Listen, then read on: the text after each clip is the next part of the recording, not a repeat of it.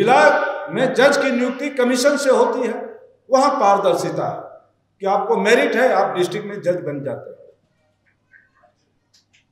लेकिन high court और supreme court के जजों की नियुक्ति सिफारिश के माध्यम से होती है और सिफारिश कराने की ताकत बहुसंख्यक समाज को नहीं है हाई कोर्ट और सुप्रीम कोर्ट के जज बनने के लिए। अरे जब आप चुनाव में हिस्सा नहीं लेंगे, तमाम पार्टियों जो बैलेट पेपर से चुनाव कराने के पक्ष में हैं, तो विवश होकर के केंद्र की सरकार बिहार में बैलेट पेपर से चुनाव कराने का प्रयोग करने के लिए बाध्य हो जाएगी। ये मैं दावे के साथ करता हूं। आरएसएस अपने आप में एक इतना बड़ा स्ट्रॉन्ग संगठन है जिससे लड़ने के लिए जब तक 90% बहुसंख्यक आबादी साहस नहीं जुटा पाएगा तो कभी उसका मुकाबला नहीं कर पाएगा। और मैं दावे के साथ कहता हूं कि आपके पास साहस का साहस नहीं। बहुसंख्यकों को न्याय और हिस्सेदारी तब तक नहीं मिल सकता है जब तक कि बहुसंख्यक समाज बटा हुआ है।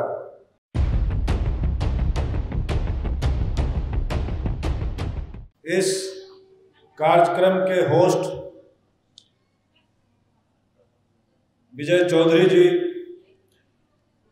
हमारे सम्मानित बहुत पुराने ही मित्र विजेंद्र यादव जी, संजय जी, अनिल पटेल जी, प्रभात जी और साथ ही तमाम हमारे सम्मानित श्रोता भाइयों, पत्रकार भाइयों, महिलाएं, माताएं, बहनें, मुझे एजेंडा के हिसाब से ही बात करनी है तो मैं एजेंडा के हिसाब से ही बात करता। मैं बहुत ज्यादा समय भी आपका नहीं लूंगा। जो मुझको लगता है कि जाति जनगणना देश के सभी स्तंभों में समुचित प्रतिनिधित्व की चाहती, तो निश्चित रूप से इस देश के अंदर जाति जनगणना होनी ही चाहिए। हमारे बिहार में तेजस्वी जी और नीतीश जी की जब कंबाइंड गवर्नमेंट थी तो उसने जाति जनगणना कराया और उसका प्रतिफल भी आने वाले समय में समाज के वैसे वंचित वर्गों को आर्थिक न्याय के रूप में मिलेगा। जो डेटा आया है कि किस जाति से कितने लोग हैं, तो निश्चित रूप से जो वर्तमान सरकार है बिहार की और आने वाले जिस किसी की भी सरकार होगी 25 के चुनाव के बाद भी, तो बिहार में जातीय जनगणना हो चुका है। उस जातीय जनगणना के हिसाब से आर्थिक विकास की नींव भी रखी जाएगी, ये मैं दावे के साथ कहता हूं। साथियों, आपने दूसरा भी रखा है कि बहुसंख्यकों के न्याय एवं वाजिब हिस्सेदारी। बहुसंख्यकों को न्याय और हिस्सेदारी तब तक नहीं मिल सकता है जब तक कि बहुसंख्यक समाज बटा हुआ है। आप 90% की बात करते हो, 90% की आबादी खंड खंड विखंड बटी हुई है, तो हम कैसे 10% के लोगों से लड़ाई लड़ेंगे? आप तो शिकायत करते हो कि 10% लोगों के पास जुडिशरी है, मीडिया है, ब्यूरोक्रेसी है, एजुकेशन सेक्टर है और आरएसएस जैसा संगठन भी आप बताते हो। आरएसएस अपने आप में एक इतना बड़ा स्ट्रॉन्ग संगठन है जिससे लड़ने के लिए जब तक 90% बहुसंख्यक आबादी साहस नहीं जुटा पाएगा तो कभी उसका मुकाबला नहीं कर पाएगा। और मैं दावे के साथ कहता हूं कि आपके पास साहस का साहस नहीं। हमारे पिछड़े वर्ग से, दलित वर्ग से, आदिवासी वर्ग से और अनुसूचित जाति वर्ग से जो लीडर आते हैं, कुछ लोग ये ताकत दिखाने की जब बात करते हैं तो उसके पास सीबीआई भी जाती है, ईडी भी जाती है, इनकम टैक्स भी जाती है, और तमाम तरह के सरकारी सिस्टम, जुडिशियरी में भी उसे प्रताड़ित किया जाता है, तमाम तरह के सिस्टम उसके खिलाफ लग जाती है, और हमारा ही 90% बहुसंख्यक समाज ताली बजाता है कि फलाना आदमी जेल जा रहा है, फलाने के घर सीबीआई जा रहा है, फलाने के घर ईडी जा रहा है, फलाने को बेल नहीं मिल रहा है। अरे भाई, आप बटे हैं, जब तक एकजुट नहीं होंगे तो कोई लड़ाई बटा हुआ समाज नहीं जीत सकता है। पटेल साहब, अनिल भाई, कोई भी लड़ाई एकजुट समाज जो होगा तभी जीत पाएगा। चौधरी जी, आपने अच्छा ये कार्यक्रम रखा है, लेकिन इस कार्यक्रम में आपने प्रतिबंधित भी कर दिया है कि लोग अपनी आवाज को सही तरीके से रख भी ना सके।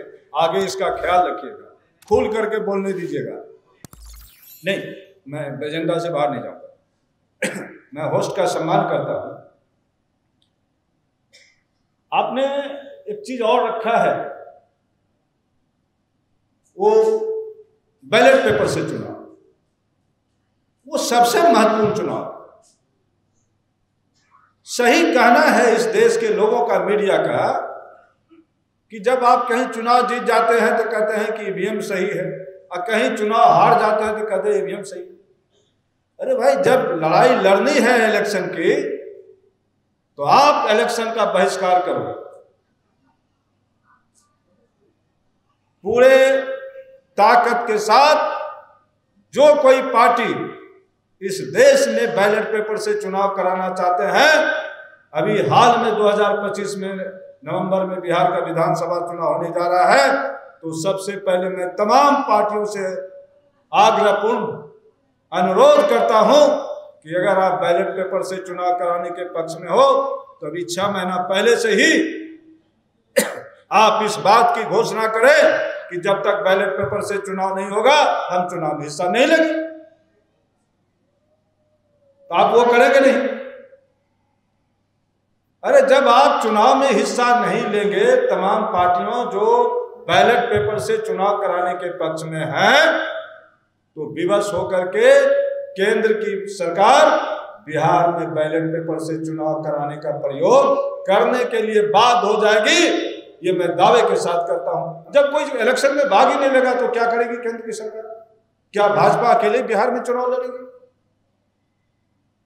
तो आप सब लोग अगर इस मुहिम को चला रहे हैं ये संगठन, तो आने वाले बिहार में भी जाकर के इस तरह का सेमिनार कीजिए कि सभी लोग पहले बैलेट पेपर से चुनाव कराने की मांग करें, तब चुनाव में जाए, तभी उसके साथ जस्टिस हो पाएगा।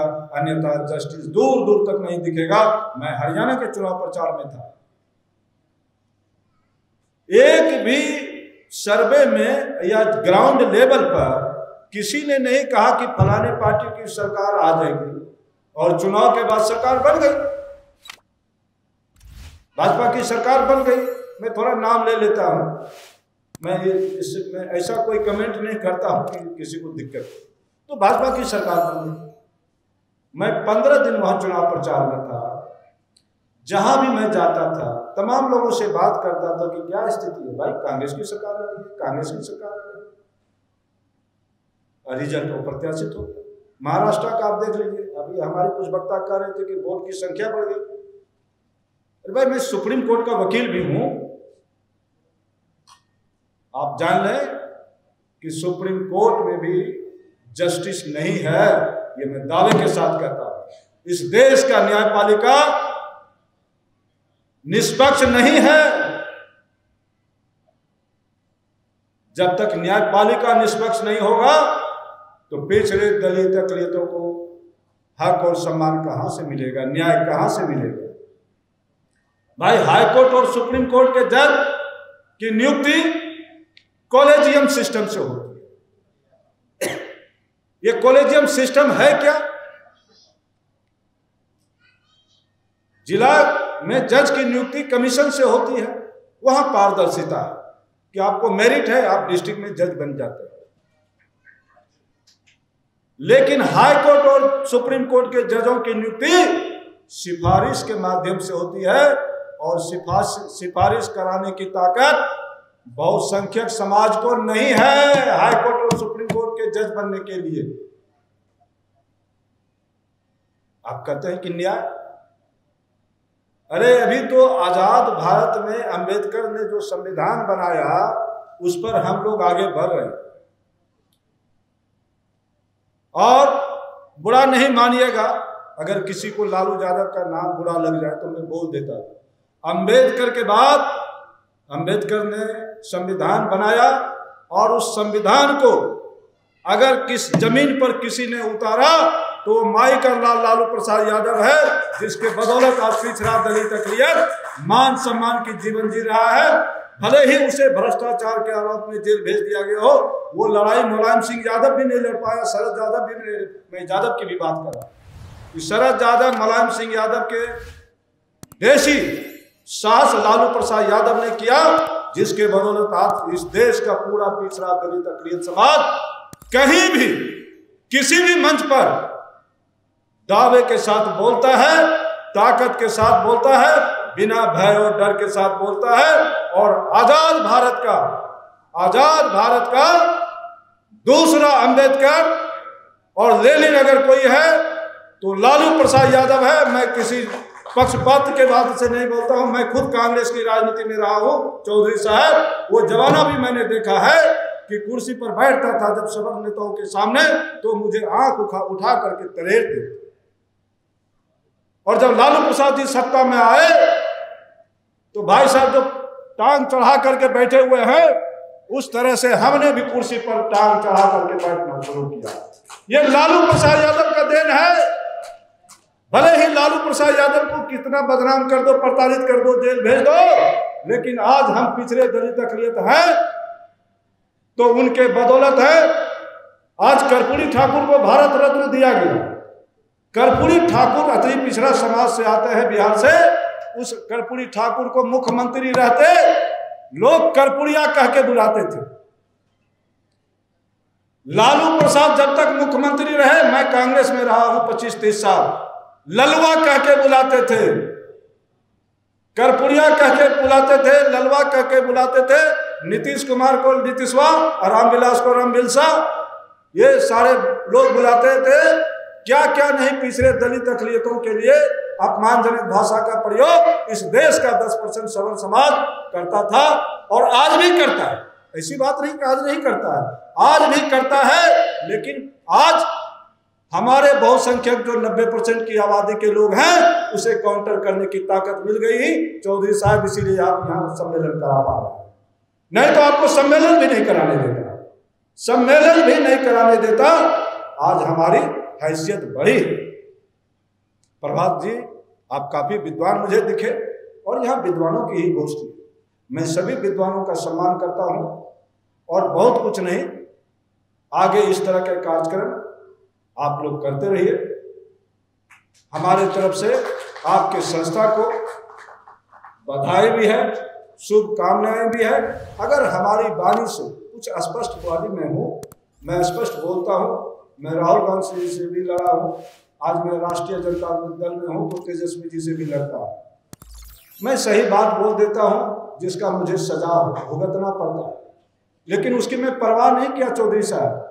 मुझे पार्टी के अंदर कभी पद और टिकट की परवाह नहीं होती है। जो सही होता है पिछड़े के लिए, दलित के लिए, अक़लियत के लिए, मैं जरूर बोलता हूँ। इन्हीं बातों के साथ आप सबको विनम्रता पूर्वक नमस्कार। जय हिंद, जय भारत, जय संविधान, जय सर्व समाज की जनता।